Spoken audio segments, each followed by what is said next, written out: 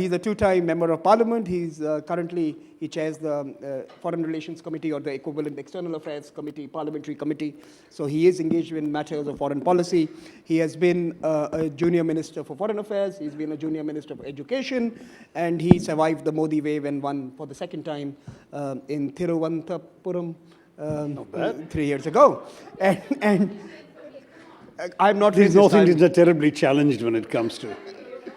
But we are going to discuss with him a wide range of issues, like we did this afternoon. I'm going to ask him 4 or 5 questions, and then we're going to turn it over to you. And again, I would not like this to be a India on India conversation. I would like our European and American friends to come into this conversation. So Shashi, we discussed a few relationships, the US relationship with what's happening there, the new administration. We discussed the Chinese challenge. We have discussed the neighborhood briefly in the last panel. And of course, we discussed the liberal order, globalization, and the larger agenda around trade and economic growth. So let me first start with the big relationship. With the changes in DC and with what's been happening between the US and China, US and Russia, how do you think India could navigate this new DC foreign policy establishment? Do they have one? And what should our strategy be, being someone who's followed this area for so long? That's precisely the problem, is the premises behind your questions. Number one, have the people in DC begun to navigate in any coherent direction? Number two, is there a new American foreign policy establishment? Certainly in terms of people with names and numbers on a Rolodex occupying some of the key positions dealing with India, I don't believe there are too many people there yet. There are lots of vacancies yet to be fulfilled, yet to be filled. And therefore, I think for India, it's still a wait-and-see kind of period. Nor has there been a specific target to work towards, such as a particular planned visit from Mr. Trump here or Mr. Modi there or whatever. And until all that happens, you don't get really clarity and focus. Add to that Mr. Trump's own extraordinary unpredictability. If you're not sure that he really knows what he wants, how on earth do you start figuring out how to give it to him? So given all of that, I think that we are still some way from having a clear answer to your question. But I think a broad strategic choice to align oneself, and that's it's a difficult word in a country which still cherishes the concept of non-alignment, but to orient oneself, if you don't want to say align oneself, towards the US has largely been present in this government for some time now, and I don't see that changing in particular. There was certainly some excitement and some glee almost about the prospect of Russia being weaned away from the Chinese embrace towards Washington. But now that seems to have run aground, not least because of all the investigations into Mr. Trump's campaign's contacts with the Russians. And until that sorts itself out, it's difficult to point to any noticeable change or warmth in the Washington-Moscow relationship, and therefore certainly nothing that will have any impact on India's orientation to either Washington or Moscow. So the trend before the election of Moscow getting closer to Beijing remains, I think, on the cards for now. And certainly on the couple of issues where people had anticipated a possible reorientation from Washington, so far, Mr. Trump has doubled down on existing policies. Syria, for example, where he's gone even farther than Mr. Obama would have, with 59 Tomahawks slamming into a Syrian airbase. I think you have to accept that there is going to be not very quick warming of relations between Mr. Putin and Mr. Trump.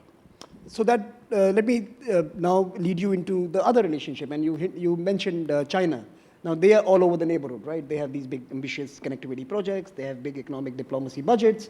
They are investing in infrastructure and economic development activities in our neighborhood. We are beginning to respond, but we don't have the same capacities that they do. How does one manage, A, the China relationship, and B, China in our neighborhood? Well, on the first part, I'm not sure we've been managing it very well. But maybe before I justify or amplify that one, I should answer the second part first. China in our neighborhood is doing what big powers do. They have the resources. They have a huge amount of surplus. As you know, most of it is actually being given in the form of loans and not of grants. Loans that I'm sure the Chinese know the recipients are never going to be in a condition to repay. So that you basically create an economic dependence in, say, both Sri Lanka and Pakistan, and conceivably, though that's not gone that far yet, in Bangladesh. And through that dependence, where these people owe you large sums of money that they're not going to be able to pay you back, you have them over a barrel, as it were, whenever it comes to any particular policy initiative where they want to take a position, shall we say, that's more friendly to an Indian position than a Chinese one. The Chinese then have this huge unpaid debt to hit them over their heads with. So I think the Chinese are doing very well out of that. Most of these projects are seriously uneconomic. I was in Sri Lanka recently. The Hambantota port, there's almost no conceivable scenario under which that port is going to make a profit. The China-Pakistan economic corridor. Most of the expenditure on that corridor consists of loans from Chinese public sector companies. In other words, the government tells them to lend. Those are going to be non-performing assets on those companies' books. And again, the volume of traffic, unless the Chinese manage to transform a huge chunk of their trade into and out of Western China, coming through that port and up that road, it's going to be very difficult to consider this an economically viable project. Many people have privately calculated that this project could only have been viable with Indian participation. If you could see a sort of one belt, two roads, as it were, with a road branching off towards India. And that isn't going to happen because India, not surprisingly, says that this is such a flagrant violation of our sovereignty in that even China recognizes Kashmir as disputed territory, and yet it cheerfully builds a road through territory that India claims to be its own. That is an affront, and we cannot conceivably participate in a project that does that. So all of these things, I think, should be borne in mind when it comes to the second part of your question. Also, I don't think the Chinese are being entirely wise in discounting any anxieties in these countries that we're going through, because even wonderful old Zheng He, who's been resurrected as a great hero for the 21st century, Zheng He's sailors were principally armed men. Principally, it was a warrior flotilla that in many routes, in many places, actually displaced the local elites, overthrew certain princes, and in one or two cases kidnapped them and took them back to China. In one case, executed the chap in China. In many other cases, cheerfully conducted regime change in Sumatra, in Bali, in Kandy, and in a minor principality in southwest India. And on top of that, some in Sri Lanka have not forgotten the Chinese making off Zheng He's fleet, made off with the ancient relic, the tooth of the Buddha, which became quite a cause célèbre at that time. So to think that Zheng He and trade and so on is all wonderful and positive and peaceful, as the Chinese would like to sell it, I think does fly in the face of historical memory as well. And I think we should bear all of that in mind. But broadly speaking, the Chinese, I think, have figured out what they want to do with all their extra money, and they're purchasing influence and clout, and we shouldn't be surprised. Hambantota was offered to India first. We couldn't get our act together to agree to do it. Perhaps wisely, because we can't afford another big non-performing asset in a neighboring country. But on the other hand, I think there's very little doubt that our speed of decision-making is much less than China's. Our efficiency in the execution of projects in foreign countries is only a fraction of China's. So in many ways, if I were one of those countries, I'd probably rather have the Chinese coming in with their munificence at a small price in terms of self-respect than wait for India to come around and do the right democratic thing. So you wanted me to be blunt, I'm being blunt. Now coming back to the first question, how are we handling China? Mr. Modi started off, it seemed, by suggesting that he was capable of normalizing a relationship that had become a bit tense. Many of us remember the huge drumbeats before President Xi's visit to Modi. Celebrating his birthday, you'll remember, at his hometown of Ahmedabad, which is a first for a visiting Chinese leader. And the number of sort of PR statements coming out, not just out of Mr. Modi's PR machine, but even out of the Chinese Consul General in Bombay, making a statement about the $100 billion that was going to be invested in India after the visit. Well, by the time the visit was over, two disasters had happened. The $100 billion that was tom-tom didn't exist. It came down to a negligible figure. 30, at least in theory, was you could add up and stretch various things to come to about 30. But none of that 30 billion has since materialized. And the second big disaster was the PLA marching over and pitching their tents in territory that India claimed as its own. in violation of a very long-standing understanding. There's been no shot fired in anger along that disputed frontier since 1976. But what basically happens is that India says, we think our border's up to there, and we'll patrol there on Mondays, and you think your border's up to here, so you patrol here on Tuesdays, and we won't get in each other's way. And that's, by and large, worked pretty well. But here the PLA marches right across, stays, pitches its tents, and remains. Exactly, on each day of the week. And the result, as you know, cast quite a blight on the visit. So that was the first setback. Secondly, Mr. Modi made a big announcement that he was lifting restrictions that the previous government, my government, had maintained on Chinese investments in sensitive installations, ports and telecoms in particular, and therefore the Chinese could invest in the Indian economy without those restrictions. Well, they haven't done so. They haven't taken advantage of the lifting of restrictions. And third, of course, has been the understandable, there I think the Indian position is fully understandable, difference on One Belt, One Road and CPEC and all of that. So there is this, from the Indian point of view, sort of a trifecta of disappointments. Then the Chinese proceed to ostentatiously block India's admission to the NSG, the Nuclear Suppliers Group, and what is worse, they have no compunction about being the only country on the United Nations Sanctions Committee to block the blacklisting of Masood Azhar, released from an Indian jail after the hijacking of an Indian Airlines aircraft, founder of the Jaish-e-Mohammed, and author almost certainly of at least two of last year's 3 terrorist attacks on Indian bases in Kashmir. And China says, when 14 other countries in the Council want to name him and blacklist him, China says no. And it actually hides under the extraordinarily disingenuous formulation that there is no consensus in the Council, omitting the point that the only source of lack of consensus is itself. So all of these things put together have made for a rather unpleasant relationship. And then the rhetoric keeps flaming out of control time after time. So Dalai Lama's visit to Arunachal Pradesh, it's happened 6 times before, but we've never seen so many flames coming out of the dragon's mouth as over this particular visit. Particularly the Global Times, which gets more and more egregious in its commentary day after day, which is a publication of the Chinese Communist Party. This has meant that the rhetoric has never been more unpleasant. I think it's very difficult now. I mean, when I say never, I mean never since, say, 1976. In 62 and 76, I'm sure there was far worse invective being flung in both directions. The war in 62 up to the thaw in 76. But in the last 40-odd years, 41 years now, we've never seen such a lot of negativism in the relationship. And that obviously doesn't augur very well. It comes at a time when, as I said earlier, Moscow is warming towards Beijing. I think we're perilously close to the point where we will no longer be necessarily able to count on Russian support on issues like Kashmir, where China, for example, now has a newfound capacity to lean on Moscow, saying, don't do this, because China has been giving direct backing to its protégés in Islamabad. So all of this, I think, causes some worry to India. Need it have been this way? I don't know. But I was so intrigued by something that happened 10 days ago.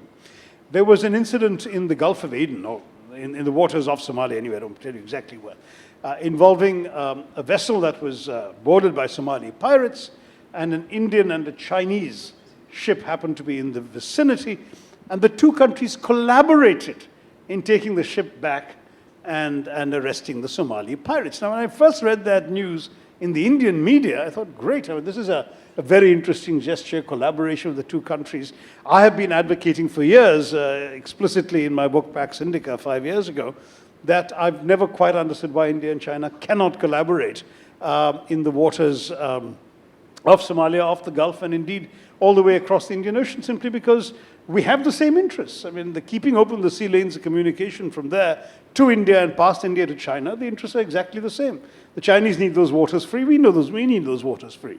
So why don't we collaborate? Why haven't we ever done so? And I thought, hey, here's a great example. They've finally done so. Well, the next day it turns out that the Chinese did not acknowledge the Indian involvement at all. At all. I mean, they didn't even mention it in their own accounts and their media of the incident. And that was striking, because it was a direct slap in the face. They had actually called each other. Both had said Indian helicopters had gone there. When asked specifically at the briefing, the foreign policy spokesman apparently said Chinese aircraft were involved, not Indian. So this kind of thing is both insulting and downright unfriendly. So I think that puts paid to any happy signals I might have derived from that episode. So the short answer is India's relationship with China is in very bad shape. And do you think that's a factor of how the world is today? An assertive China, a growing China, a reluctant US, Europe fighting its own demons, rather buying into the Belt and Road, buying into the CPEC project, investing in what you call a flagrant violation of Indian territory for a benign economic project within having political designs? Well, I mean, China has its own logic for everything it does.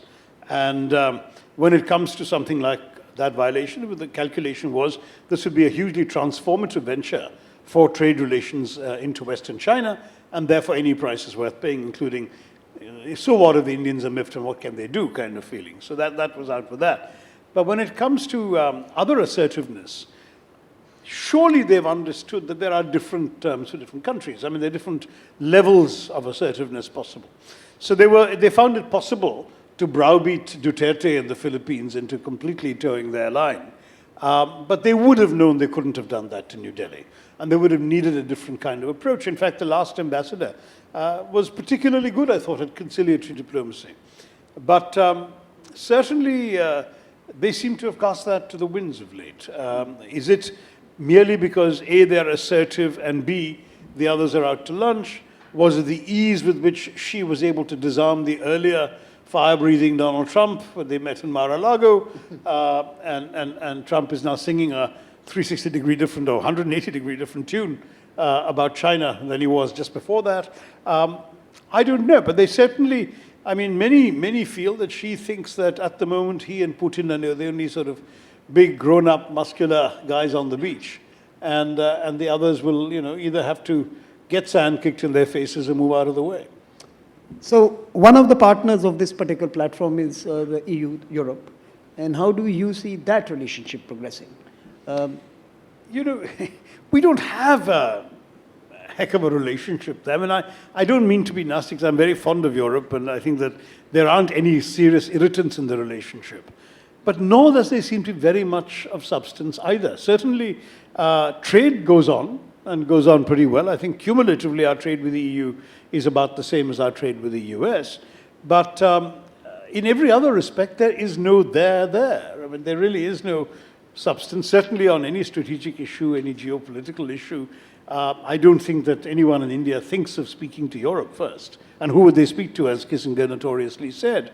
So the preference in India for bilateral relationships with specific European powers has been very clear. Germany being, I think, above all, the preferred choice. There was a very, very significant warming towards France. There's now obviously a slight hiatus while the French sort out their political election process. But once that's done, perhaps something may pick up again with France. But I don't really see the basis for an India-EU relationship of great significance that would be more significant than, say, a strong bilateral relationship with Germany and a reasonably strong bilateral relationship with France. So let's move to some other geographies before I turn it over to my colleagues here. There has been disturbing events recently where residents or visitors to India from certain countries were harshly treated by the local population. You mean African students? The African students, law enforcement agencies were lethargic. The official commentary was muted. And at the same time, we see this India as an economic aid provider to these same geographies.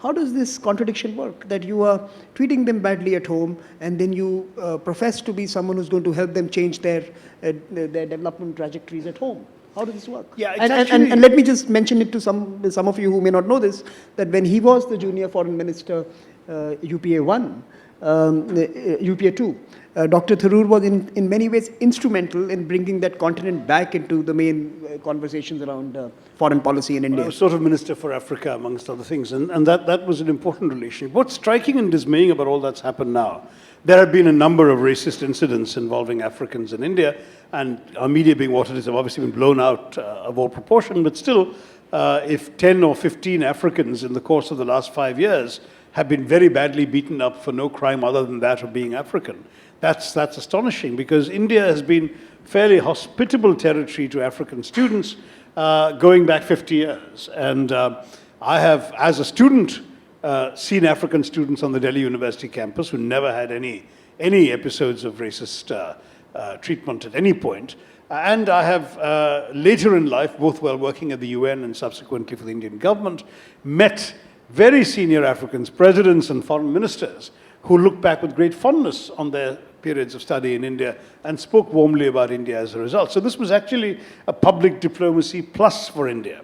How did it go so wrong? It's very, very difficult to explain. First of all, obviously our population has tripled since the initial days of these Welcome Africans programs, and secondly, perhaps the stress levels have also mounted, particularly in places like Delhi. All but one of these incidents have taken place in Delhi and in the surrounds of Delhi. So it's not typical of what Africans experience in Pune or Bangalore, one incident in Bangalore though, or Kerala, Tamil Nadu, and places like that where there have been no incidents at all.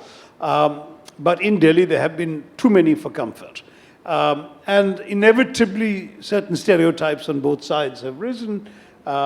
Many of these people in Delhi say that the Africans are drug dealers and rapists and noisemakers and all sorts of horrendously negative terms, and the Africans say these people are racist, and merely because we are black, they attack us, and so on and so forth.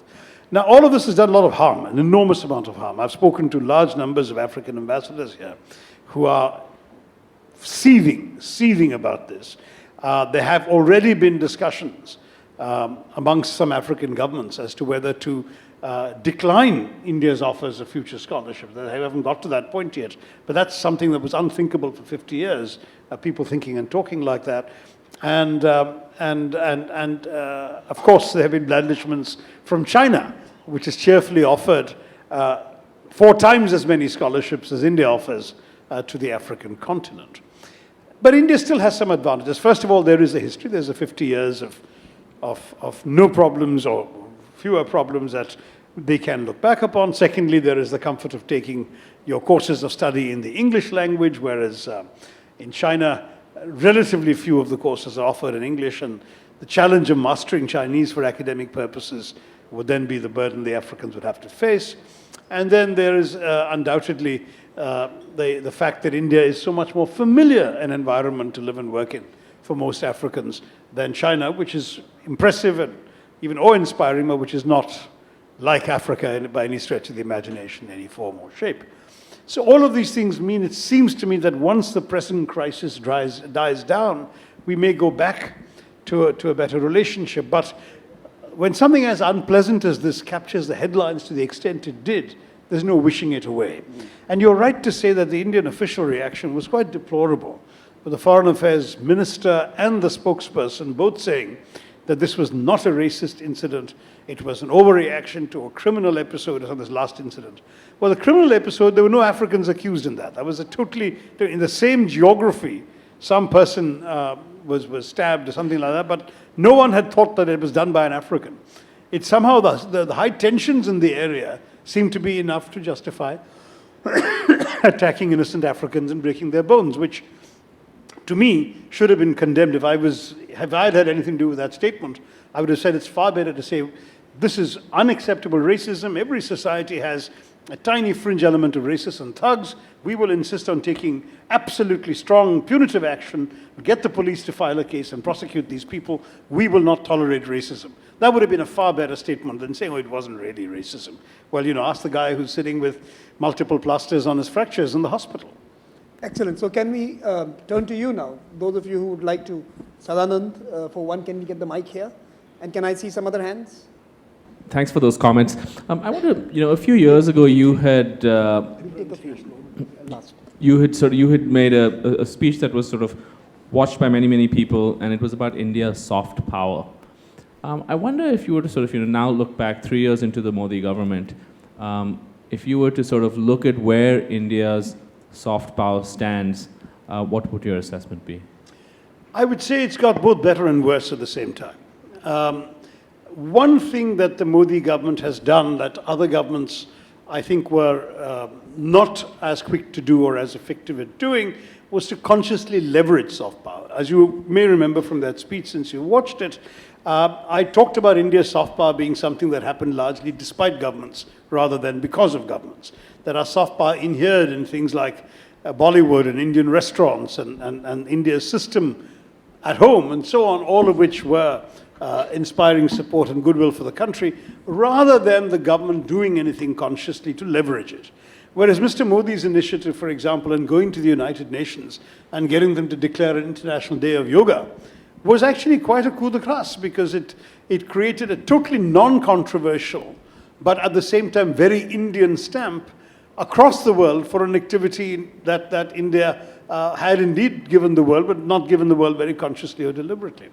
And I thought that was rather clever. Similarly, some of the initiatives taken, not directly by the government, but I'm sure with very much governmental initiative, to government-approved NGOs, to, for example, have a conference on global Buddhism with Buddhist scholars from a number of countries around the Chinese periphery, or the initiative to have a conference in Singapore on the Indian Ocean, and what links the countries of the literal countries of the Indian Ocean together. I mean, all of these things to me suggest a willingness to look at some of the creative well springs of what makes India historically attractive in the world, and for these I would be willing to give credit to the present government. But I say better and worse at the same time, and worse in certain disquieting ways. Because remember that soft power is not just what you can project to the world, it's what others see about you, whether you're trying to project it or not. So when this government has condoned some of the most appalling, illiberal tendencies in its own ruling coalition, and has thereby created an image of India outside as a country where it's safer to be a cow than a Muslim, where the attacks, even lynchings of innocent people for allegedly consuming or transporting cows has created really, really negative and unpleasant stories about India across the world media. That's obviously been a huge assault on our soft power. On the one hand, you have a country which has historically been a byword for tolerance, or a word I prefer. Swami Vivekananda in Chicago saying memorably, we have given the world a legacy not just of tolerance, but of acceptance. We believe that just as all rivers flow to the sea, all ways of praying to God are equally valid, and they all go to the same God. And so we accept all faiths, and our homeland has been home to every conceivable diaspora. And all that's true. The oldest Jewish diaspora in the world outside Palestine came to India. The oldest Christian diaspora in the world outside Palestine came to India, with doubting Thomas the Apostle. The Muslims, the message of Islam coming in the lifetime of the Prophet peacefully by sea to Kerala. The Parsis, the Zoroastrians fleeing and finding refuge in Gujarat, and so on and so forth. There are so many examples. Now that image of India has been savagely undermined by these illiberal tendencies that have been allowed by the present government to occur. And that, I think, has undermined India's soft power. So plus on the one hand, minus on the other. Hans-Christian Hagman from the Swedish Ministry of Foreign Affairs. Thank you very much for a fascinating discussion. Thank you. How do you define national strategic interests? Do you see them, do you categorize them as vital or very important and important? And in a more long-term perspective, say 10, 20 years, what kind of interests does India have, or what should it have? Can we take a couple more? And what kind of structure, international structure, do you want in order to further those interests and goals? Thank you. Okay. I'll repeat the questions for you. That's fine, and I'm happy to answer this. But anyway, but this one I would also plug my own book, Pax Indica, India and the World of the... For this discussion, let's go to the next. Deepa, you wanted to ask something. And then Sumit. Deepa and then Sumit. Deepa Ullapalli from George Washington University. Shashi, Samir had you, the questions had you hopping from one region to another, but one of the countries that was not asked about, which I think is pretty important for India, is Iran, especially with Mr. Trump coming in promising to rip up the nuclear accord that had been carefully crafted with America, with Europeans, which India had welcomed, obviously. And so today, when you look at Indian interests, whether it's CPEC, and the changing strategic scenarios, Chabahar for India, it seems to me that Iran is pretty critical. And so if Trump goes through with some of the threats he's made on Iran, how do you see Indian positions playing out vis-a-vis the United States and Iran? Sumit. Hi, Shashi.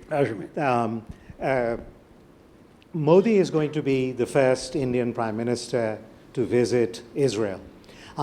Historically, India has always managed to balance that relationship with its ties to the Arab world. Do you see that this as a fundamental departure from India's sort of historic commitment to the Palestinian cause, particularly given the nature of the regime in Israel at this particular juncture? And the last intervention, anyone else with an urge to ask? Serena. Hi, Serena Chowdhury with Reuters. Good to see you again, Dr. Tharoor. I just wanted to pick up on the attack that you spoke about with regards to Africans and whether India, or what kind of work you think India needs to do to tackle such social hostilities, and also to extend it to not just racial but religious. And then the second question I have to ask as well is the impact of Brexit on India and how you see relations there going forward. Thank you. So you have five questions. Five questions. The first is define India's national interest, rate them, and how do you think they are going to evolve over the next, say, 5 or 10 years? Well, I mean, I think the overriding national interest in India is the development of our own people, the security of our country to that end, and the achievement of prosperity and well-being across this country. And therefore, everything else, it seems to me, has to tend towards supporting that. That's our overall strategic interest, and that means we need good relations with countries that are sources of investment in our economy, good relations with countries that are sources of energy security, which is where the Gulf comes in, good relations with countries that offer jobs and employment to migrant Indian labor, good relations with countries that are potentially contributors to our food security, as well as a conducive environment in our neighborhood that doesn't undermine our broader strategic objectives. One of the reasons, for example, that every Indian government starts off with a desire for peace with Pakistan is that essentially the alternative is too unpleasant to contemplate, and investors don't like war zones. And if you're really looking to attract investment, you don't really want a shooting match going on in your borders. So broadly speaking, those I think are constant objectives of Indian foreign policy, and all of our relationships have to be managed in order to ensure that.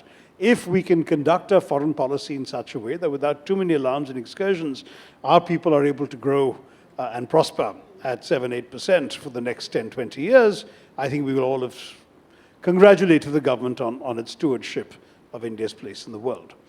I think we can afford to be a little more ambitious than that, though we haven't yet been, and to seek to play a more influential role on the world stage.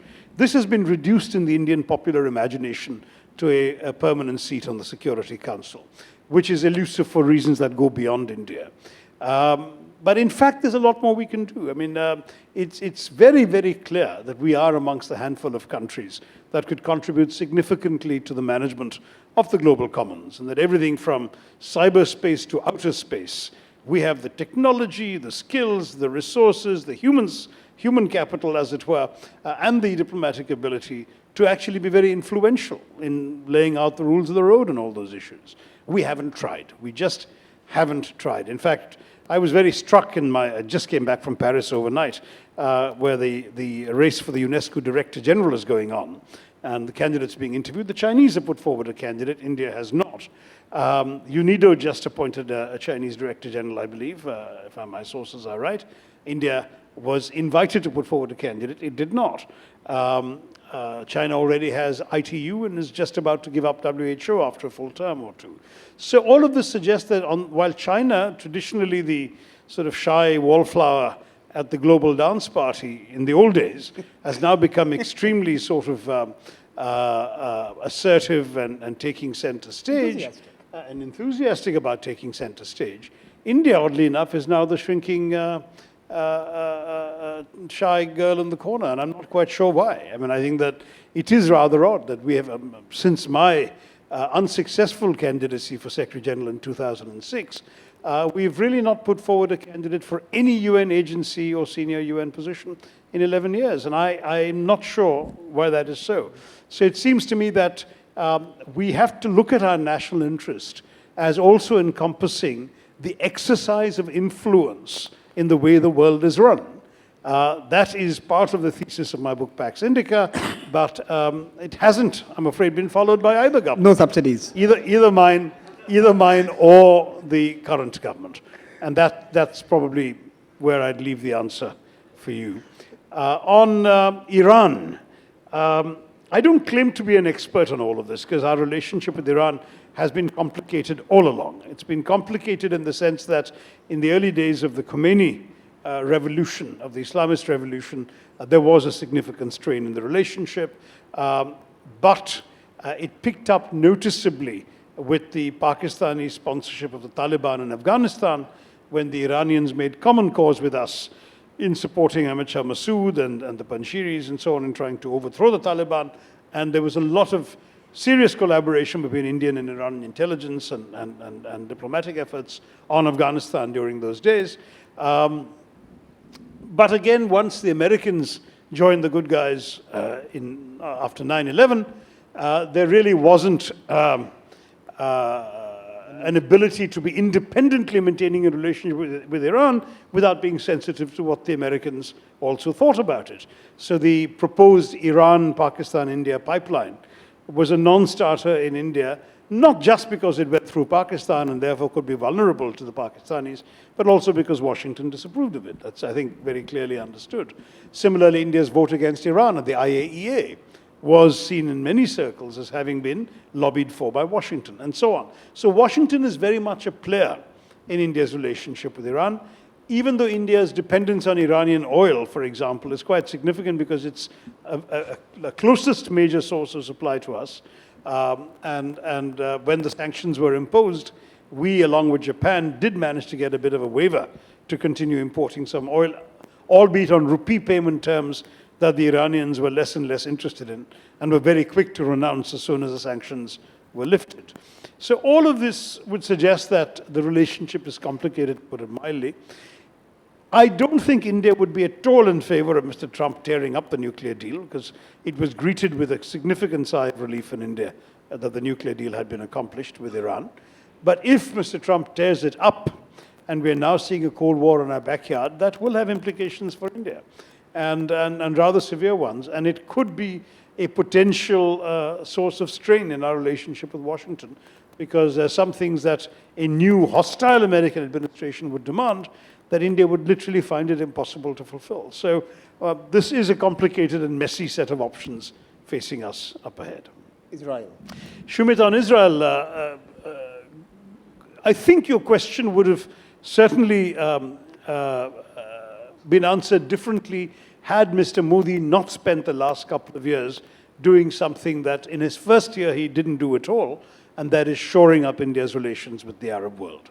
What was interesting is that after having begun with a flurry of visits to, I think it was 27 countries, none of which was either Arab or Muslim, something that led me to make a nasty comment about that as an opposition MP, Mr. Modi has been significantly active in outreach to the Arab world, making a number of rather reassuring visits to all the key Arab capitals, and I think aligning India along with a number of policy positions on various issues that the Arab countries are quite happy with. If anything, I think the strategic cooperation and the security dialogue with certain Arab nations in the Gulf has intensified under the Modi government, though it had begun under the UPA government. Given that, I think Mr. Modi feels he's bought himself enough insurance to go to Israel without antagonizing the Arabs.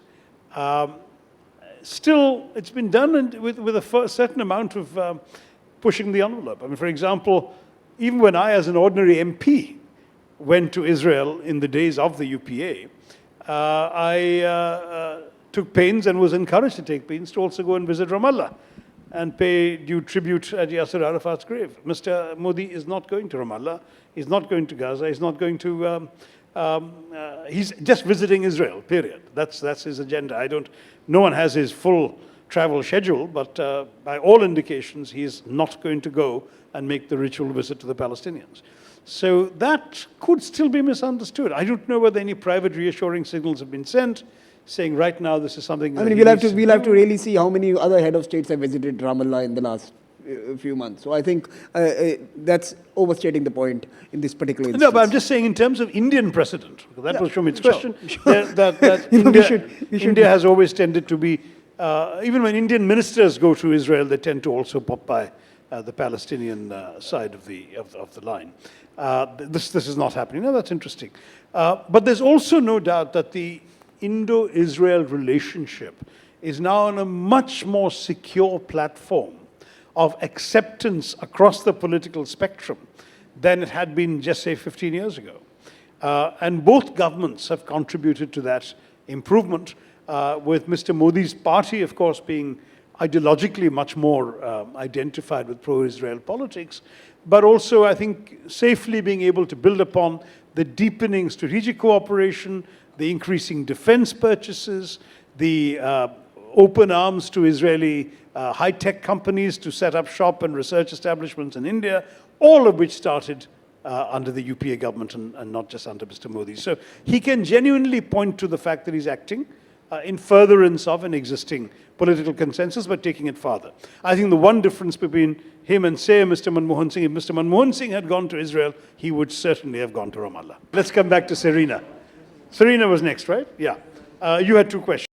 Why don't we actually enlist some voices into a serious public education campaign?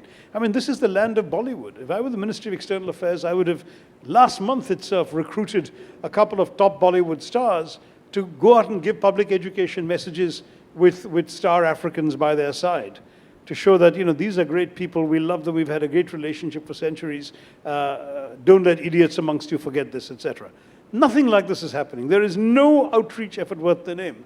And I think if you talk to a few African ambassadors, you may discover there's been very, very little by way of reassurance extended to them since this. So this is an area where I believe the government has been, unfortunately, asleep at the switch. And finally, we can plug a book of yours. She said Brexit. Oh, the yes. first Brexit was 1947, the big one. Right. That was a shambolic Brexit from here, which left behind a bleeding subcontinent, a birth of two independent states, but a birth that was also an abortion, since the country was hacked. The stooped shoulders of India.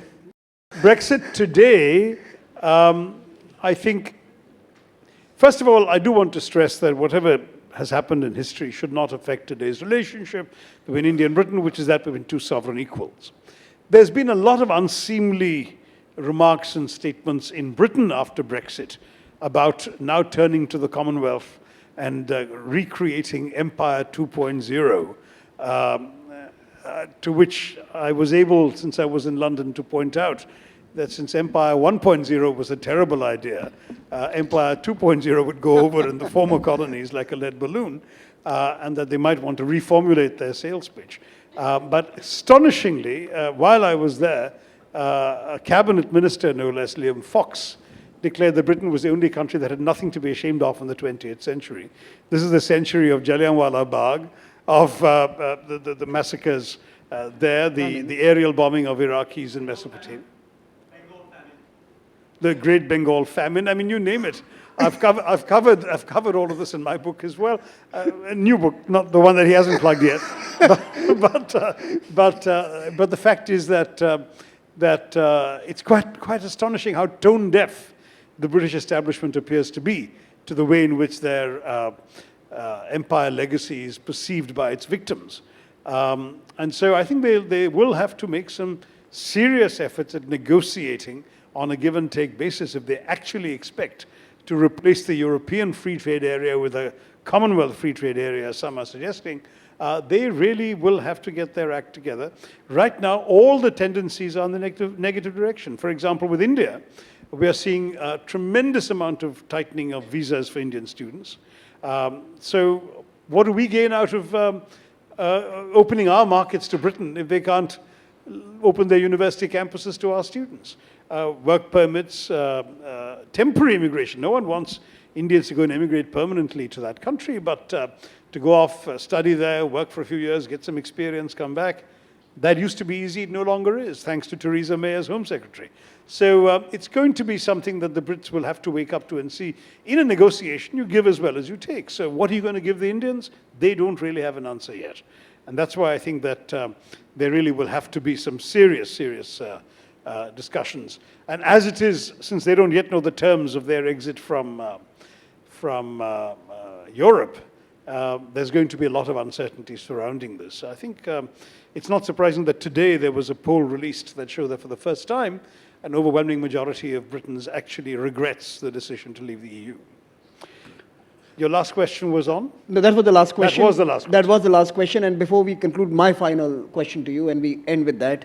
Pax Seneca, written many years ago, a lot of water under the bridge. Relationships have changed. Countries are acting differently. Leaderships have changed all over the world. Pax Indica, or sorry, not Pax Seneca, Pax Indica, many years ago. Can India really be a champion of a liberal order? Can it really contribute to the furtherance of an open trading system? Can it be one of those countries that is now going to inject new life into a fatigue that the Atlantic system is demonstrating? It can, it should, but it's showing no signs of doing so.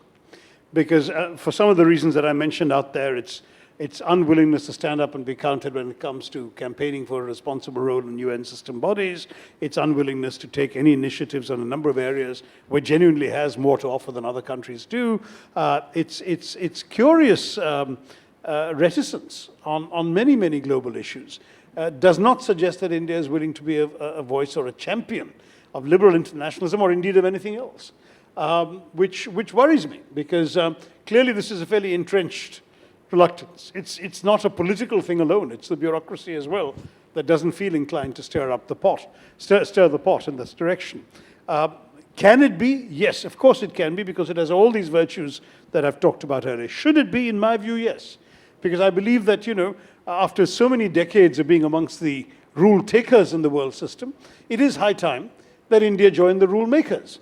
After all, basically one sort of axiom of the international system is that if you're not at the high table, you miss out a lot, because you're either at the table or on the menu. And we've been on the menu for quite a while. So I think it's absolutely essential that we now start asserting ourselves. But I see, very honestly, no sign of it. Thank you very much, Shashi. The fascinating thing about Shashi is that you could disagree with him completely and still love the way he speaks, and love the way he tells a story. And he is a masterful orator and a storyteller. And please join me in applauding him for his fantastic conversation this evening.